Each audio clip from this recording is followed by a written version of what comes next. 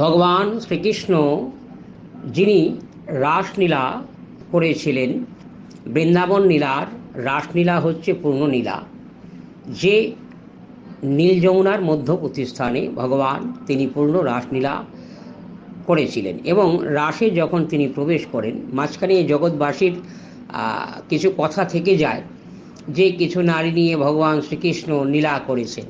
আসলে এটা লৌকিকের মানব জাতির চোখের দেখা, কিন্তু রাসলীলা হচ্ছে এবং আত্মা এবং পরমাত্মার পূর্ণ মিলন।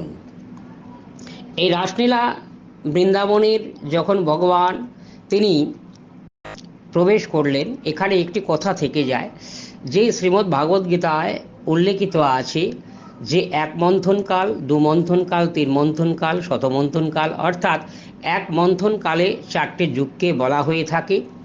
তার চারটে যুগের মধ্যে এই পূর্ণরূপ হচ্ছে কলির দাপর যুগ, তারপরে কলির যুগ। এবার দাপর যুগে পূর্ণ ব্রহ্মের যে মিলন হবে সেই নীল যমুনার মধ্যবর্তী স্থানে, অর্থাৎ ভক্তের এবং ভগবানের মিলন ঘটায়।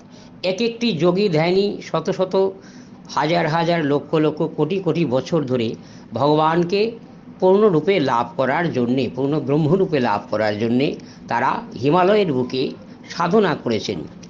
এমনও যোগী ধ্যানী আছে ব্রহ্মলোকেও সাধনা করেছেন, স্বর্গলোকেও সাধনা করেছেন, এবং বিভিন্ন নক্ষত্র মণ্ডলীতে ভগবানকে পূর্ণরূপে লাভ করার জন্যে তারা সাধনা করেছেন। কেউ ভগবান বিষ্ণুর কাছ থেকে বরপ্রাপ্ত হয়েছেন, কেউ ভগবান নৃসিংহদেবের কাছ থেকে বরপ্রাপ্ত হয়েছেন, কেউ নারায়ণের রূপের কাছ থেকে বরপ্রাপ্ত হয়েছেন, কেউ ব্রাহ্মণ রূপের কাছ থেকে বরপ্রাপ্ত হয়েছেন। অর্থাৎ ভগবানের যে যে রূপে পৃথিবীতে অবতীর্ণ হয়েছেন ঠিক সেই সেই রূপের কাছ থেকে তারা বরপ্রাপ্ত হয়েছেন। অর্থাৎ গোলকে বৃন্দাবনে পূর্ণ ব্রহ্মের মিলন হবে, সেখানে তারাই একমাত্র প্রবেশ করবেন। এবং সেই বৃন্দাবন লীলায় দেবতারা পর্যন্ত অবস্থান করতে পারেননি। এবং স্বয়ং সৃষ্টিকর্তা ব্রহ্মা যিনি আছেন, আমরা তো জানি ব্রহ্মদেবকে সৃষ্টিকর্তা হিসাবে, কিন্তু ব্রহ্মদেব সৃষ্টির রচয়িতা হলেও বৃন্দাবন লীলায় অংশগ্রহণ করতে পারেননি।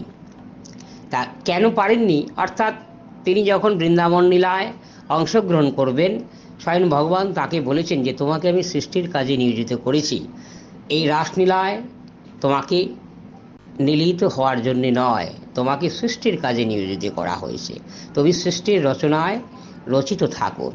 তা তদ্রূপ এবং স্বয়ং একমাত্র ভোলা মহেশ্বর যাকে আমরা বলে থাকি, ভগবান শঙ্করকে বলা হয়ে থাকে তিনি বৈষ্ণব, যার জন্য আমরা ভগবান শঙ্করের উপাসনা করে থাকি। যারা বৈষ্ণব আছেন তারা ভগবান শঙ্করের পুজো করে থাকেন।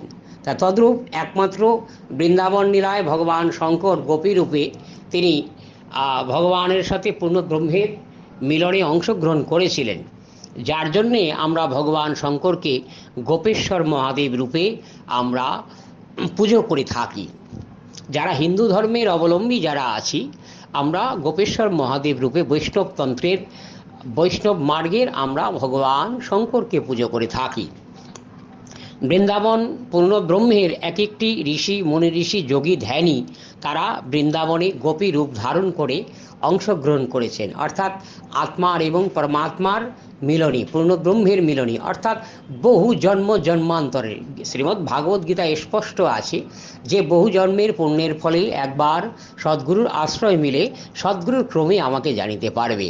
অর্থাৎ পূর্ণ সদ্গুরু হচ্ছে সেই ভগবান যিনি ভক্তের সাথে ভগবানের মিলন ঘটায় এবং পূর্ণ ব্রহ্মরূপে তাকে অবস্থানরত করে দেয়। অর্থাৎ ভগবান প্রাপ্ত হলে বিষ্ণু পুরাণে স্পষ্ট আছে যিনি বিষ্ণুলোক প্রাপ্ত হইবেন তিনি পার্শ্বদ রূপে, অর্থাৎ ভগবান বিষ্ণুরই একটি অংশস্বরূপ বিষ্ণুলোকে তিনি অবস্থিত হইবেন। অর্থাৎ যারা বৃন্দাবন লীলায় অংশগ্রহণ করেছেন তারা গোলক বৃন্দাবন, পৃথিবীর গোলক বৃন্দাবন একটি আছে, আর যেটা ঊর্ধ্বলোকে ময়ূরী মণ্ডল সেটাই হচ্ছে প্রকৃত গোলক বৃন্দাবন।